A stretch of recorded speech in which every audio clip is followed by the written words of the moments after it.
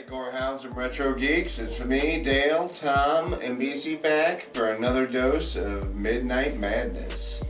And tonight I have a James and May Bell film, Nutsack, Part 1. Lucifer'S Cosmonauts. So yes, I love this hand-done gore cover art. Yeah, show that to the camera, man. Like, look at that detail. They really put a lot of love into their creations. This is all hand-done, hand-glued. Oh yeah, these guys are out of Michigan, and they do some badass work. I'm going to be filming our reactions in between this, and then we'll be giving you guys our final thoughts on Nutsack numero uno.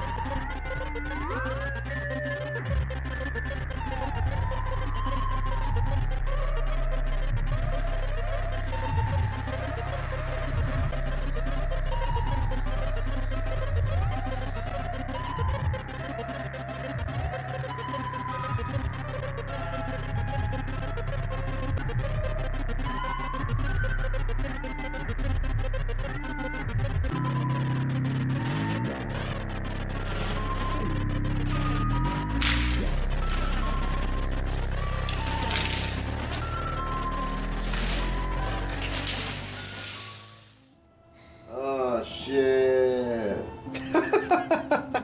What the fuck? Is that like mayo, you suppose?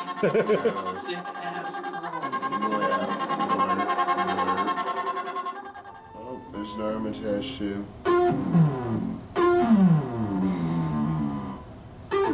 no. Is that his butt? What is it? It's like his face. It's like Hamburger Helper from hell. What the fuck? He's like, you thought you were going out that door? Hi, baby. Think again, bitch. It was foreshadowed. There will be pooping. Alright, and we're back after viewing this film. Wow, what a movie. Indeed. You gotta give it up for them making up their own props and casting all that stuff themselves. Yeah, I mean, where to begin with a movie like Nutsack, Part 1. Nutsack. Which, you know, me and Dale have actually watched this guy's, other movie before, and I feel like it's of the same ilk.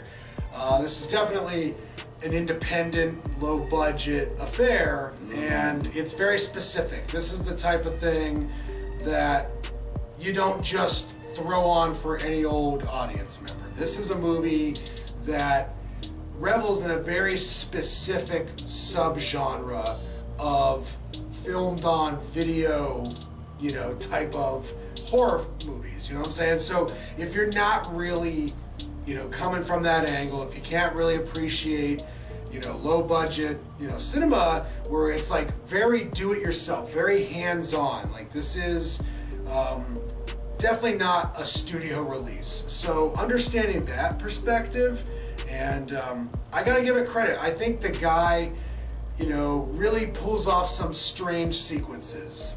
What the fuck did I just see? I like movies like this just because, I don't know. Sometimes I would actually rather watch stuff like this compared to a comedy when I'm with my friends, because I like just the whole what the fuck is going on aspect of it. Me too. And some of the stuff is so bizarre that it inherently is funny.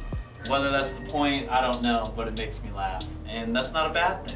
I feel like this is an exercise in low-budget debauchery. This is, people putting forward a lot of creativity and fun and ingenuity on a shoestring budget. It's a mad romp. It's fun. Yeah. In those regards, personally speaking, I would give Nutsack numero uno a solid 6 out of 10. Woo. On to me. Yes, sir. I would say I'm in between a 5.5 and a 6. For me, it's just one of those things. It's weird, it's bizarre, but that's not something that offends me, and it's fun to watch with your friends. Right. And like you said, I can appreciate the effort that goes in to the practical effects. And I think a lot of people could watch something low budget and be like, oh, this isn't that great or whatever, but it's like, then why aren't you doing it? You know, this guy clearly cares about the horror genre. He's having fun with it. There's nothing wrong with it. Running with it. Yeah. Yeah, Dale, what's your star count on the old Nutsackarino? Just a tip, I would have to say this movie reminds me of back when I was 15. This is something we watched in the early 90s when we were drinking pizzas or drinking Mountain Dew and eating pizzas and drinking around. Drinking the pizzas. After watching this movie, I mean, you feel like you're drinking the pizzas. Indeed. And eating the Mountain Dew. But yeah, I give it a solid 7. Ooh. Because I like this guy's work and it's off the wall.